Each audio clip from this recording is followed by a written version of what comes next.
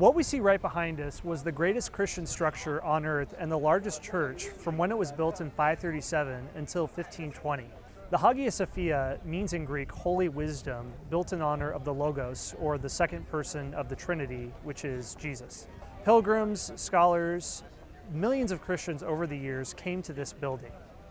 The Crusaders stopped here on the way to the Holy Land, so anyone interested in exploring the international dimensions of Christianity would have had to have come through here. Until it was conquered by the Ottoman Turks in 1453, this was as important, if not more so, in Christendom than St. Peter's Basilica in Rome. When the Ottoman Turks conquered Constantinople in 1453, this building was the last place of refuge for the Byzantine Greeks. It was immediately turned into a mosque and became the most important imperial mosque in the Ottoman Empire. It remained so until the Blue Mosque was built in 1606, which is directly across from the Hagia Sophia. But it continued to inspire mosque architecture throughout the Ottoman Empire for centuries to come. The main architectural style of the Ottoman Empire was, in some senses, copied from the Hagia Sophia. The treatment of the Muslim Ottoman Empire to Christians is very complicated, as Christian-Muslim relations continue to be complicated today. In one sense, Christians had better treatment here than they would have under the Latin West. There were some Orthodox Christians that preferred to be under the rule of the Sultan's turban rather than the papal tiara. In another sense, if you were a Christian, you were a second-class citizen. You had to pay a tax for being a Christian. You would have to wear different clothing. You couldn't ride different pack animals into the city. So your life and your property and your belief practicing was secure, but there were also certain levels of society you could never rise to. We're standing in front of the Blue Mosque, known in Turkish as Sultanahmet. It was built 1,100 years after the Hagia Sophia, but there are striking similarities between the two.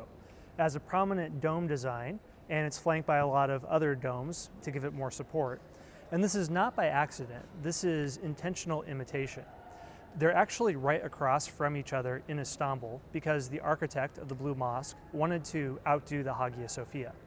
The Hagia Sophia was the most impressive building of its time because such a large dome is very difficult to support if you only have granite.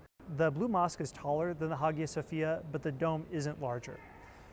This is, I think, a good metaphor for the complex relationship between Christianity and Islam, because on one hand you have conscious imitation and mutual influence. On the other hand, the inside of the Blue Mosque is consciously rejecting the style of the Hagia Sophia. The Hagia Sophia has mosaics, pictures of Christ. The Blue Mosque has calligraphic design and geometric lines, but there's no human form, no human depiction, which is forbidden in Islam.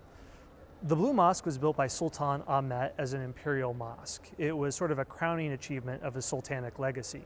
Other sultans built a mosque in honor of conquering a large European state, and then they would plunder it, and that money would fund the building of the mosque.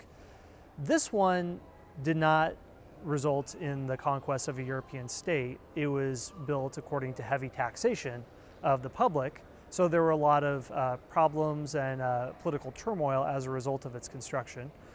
But it was used by the Sultan to solidify his rule. So large mosques like these aren't just a site of worship, but they also make a political statement that the Sultan who builds it has political authority in addition to religious authority.